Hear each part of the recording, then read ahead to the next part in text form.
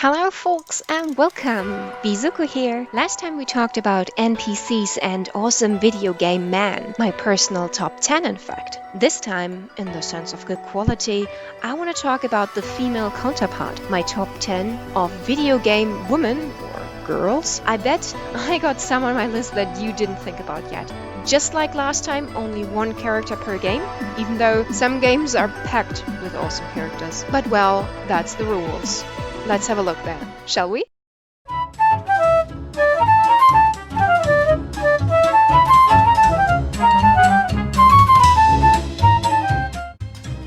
Don't Starve is a unique indie survival game that not only frustrates you beyond belief, but in a weird, almost kinky way is super fun. The characters you play as don't really have much character though. They do have lore, but that is more part of the community than part of the video game. Because the video game empathizes the game mechanics and the gameplay much more over a story or a character development. But they do have lore and personality. But I'm not gonna pretend it would be about Willow's sad past, the fan art, or her design. It's just that we share a passion, and for legal reasons, I cannot fully explain that passion. But you know, Willow is called the Firestarter.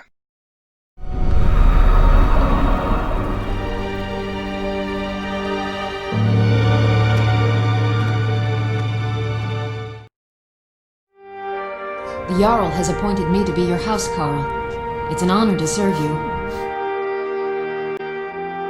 I don't think that anyone should need to explain the masterpiece that is Skyrim. There is a reason why you can still play an installment of Skyrim on your fridge. There is a demand, and the demand is justified. But let's be real though. The characters of Skyrim are not really emotionally important to you.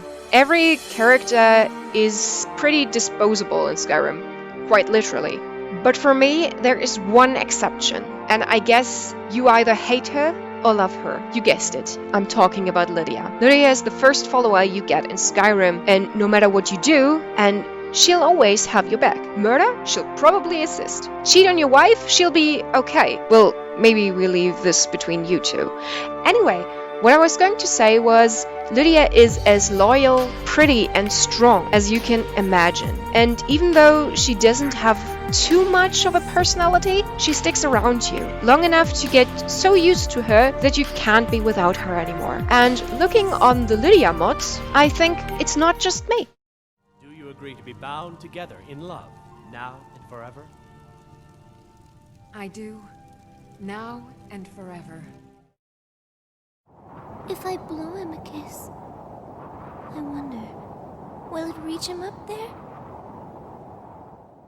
When I was still young, my dad got me a game that he thought had an interesting battle system, but looked too boring in terms of story for himself to play. So I got Eternal Sonata. In some countries, also known as Trusty Bell. The game was commercially not really successful, which is why most of you might not have heard about it yet. But it's an awesome game. It does romanticize the last dream of famous and dramatic composer Frédéric François Chopin, which he could have basically dreamt in his last moments before death, but you know, a more Japanese version, more anime-esque version of Chopin, I guess. But still, when you look at it in very close environment and just look at the piece itself, it's a great game, honestly. Anyway, the projection of the dead sister of Chopin is Polka, the sweetest, purest Japanese version of a 14-year-old girl you could imagine. We learn very early that she is doomed with a sad fate of dying soon due to an incurable illness. People are afraid of getting sick too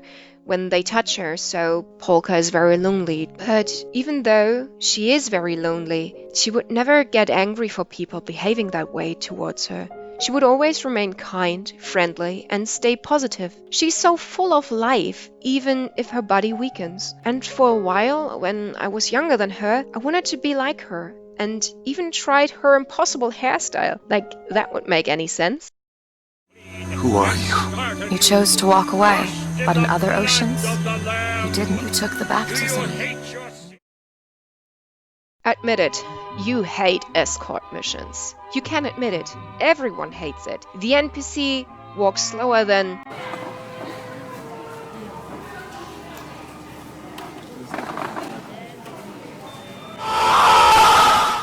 I die faster then.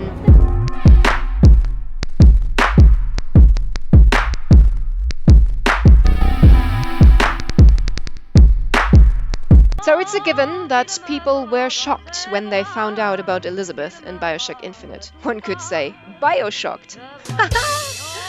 Yeah, well, turns out Bioshock is not like that at all. In fact, Elizabeth is one of the few NPCs that rarely get in your way and is pretty helpful most of the time. And with her golden smile and happy-go-lucky attitude, she's perfect. She's the kind of woman that will inspire you to dream and drag you into every adventure with her or into water. But let's ignore that. She's smart, caring, and a dreamer. She reminds me of Belle from Beauty and the Beast in a way. She really is a catch, isn't she? You must be the new owner. I'm LAast, and I'm here to help you. She was the tutorial before it was cool.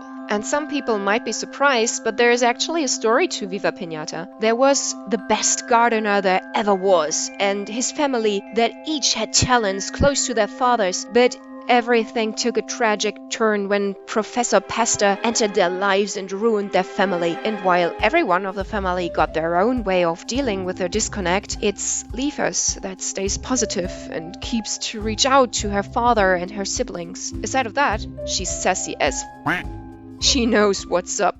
My bike's barbecued! I did have a bike. You know... May was a Pokemon character that can be interpreted a lot of different ways, because the manga, the anime, and game May are not completely, but pretty different characters. While the manga May is a cute girl that starts as a damsel in distress, becomes the official love interest of Brandon, and overcomes her role of damsel in distress to become a heroine herself. The game version, on the other hand, is purposely empty, but shows her kind traits very clearly through her rivalry with Wally. But I think most of all, I like her anime personality. She wasn't good at anything, nor ambitious about anything. She didn't even like Pokemon, but it grew onto her. And she became super badass in Pokemon contests, and became more successful than Ash. As a side note, I think she also got a lovely relationship with Drew here too. That is pretty sweet. Yeah, something like that. Alice, tell me of your wonderland. The story of Alice was something that really stood out to me and fascinated me for as long as I can remember. I love the Disney movies, and when I get into retro games, I fell in love with American McGee's Alice. Not to mention the second game. I admit the games were kinda mediocre. It could have been more, I think. There's just this potential there that is still unused about the games. But the ideas and creativity that created those games are brilliant. Besides that, Ella's character is what makes the story this engaging. She's the perfect mix of brutal force and kind heart. It's crazy, isn't it? I've done it. I have become a summoner. Jonah was one of those characters you just had to love. She was the cute little girl that was used by those around her in the beginning. She was loyal and took responsibility. She loved the world more than herself. And in the beginning, that was a sad thing. But during the story progression of the first game of Final Fantasy X, she started a character development that should result in the second game, making her an even more balanced and stronger person. She would still help others and love the world, but now she takes care of herself too and loves herself equally. If that's not a role model, I don't know who is.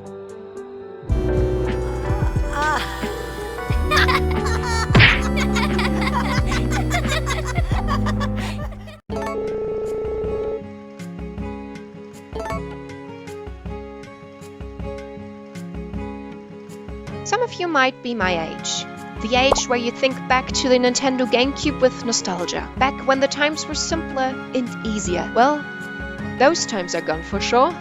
But you know, the memory is still there, and when I think back to the GameCube, I think of Harvest Moon: A Wonderful Life. Good old days where Harvest Moon games were still good. The game is an RPG farming sim in an anime-esque style. It was one of the games that inspired Stardew Valley, and for good reason. It was really cool. My brother and I loved it. Eventually, I came to love it more though. As the title suggests, you live out your perfect life on your little farm. A wife is a given for that. And every one of my family and my friends chose a different wife. I chose Nami. Nami is the best choice in my opinion. Not only because she still has a life after she marries you and leaves the goddamn house, Nami is also the mysterious girl. She had no one, and she wouldn't want anyone to get near her easily. No one knew where she was from or what she's up to. Why is she here? And I think this is what makes Nami the most interesting spouse. Because of the mysteriousness about her. She can be anything she wants. I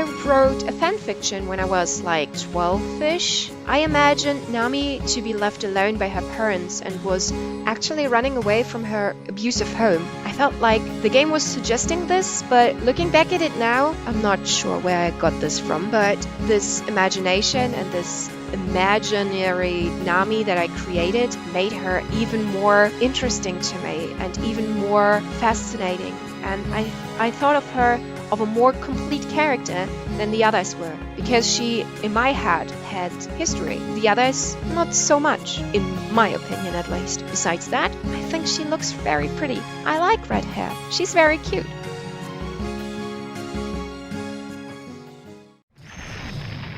I want to continue the journey as well.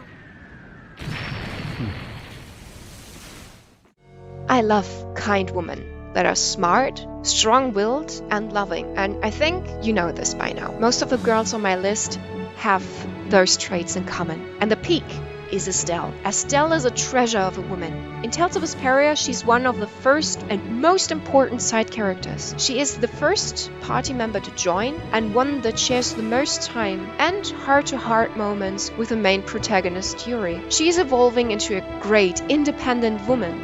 I think that's kind of overdoing it. I always just played the role I was given. The thing that stands out most about her is her energy and enthusiasm for the world and everything there is to learn about it. But the reason why I'd put her number one, even though there are a lot of characters on this very list that share her trait, it's her looks and the game itself that give her that little boost. She looks super cute, and I think her outfit is a little over-designed, but it fits her reserved personality very well, and in a funny way, makes her even cuter, and empathizes her royalty in a way. The white with golden touches make her color scheme pure, innocent, and in fact goes back to the reality point. Stay just like you are. You deserve all the love of the world. And you did come a long way to become this treasure that you are. And I know that. And I have deepest respect for you in my heart that you were able to overcome your role as a play tool for the world and became your own. You are awesome. Estelle. And that's it for today, folks. Those are my top 10 most favorite video game women or girls.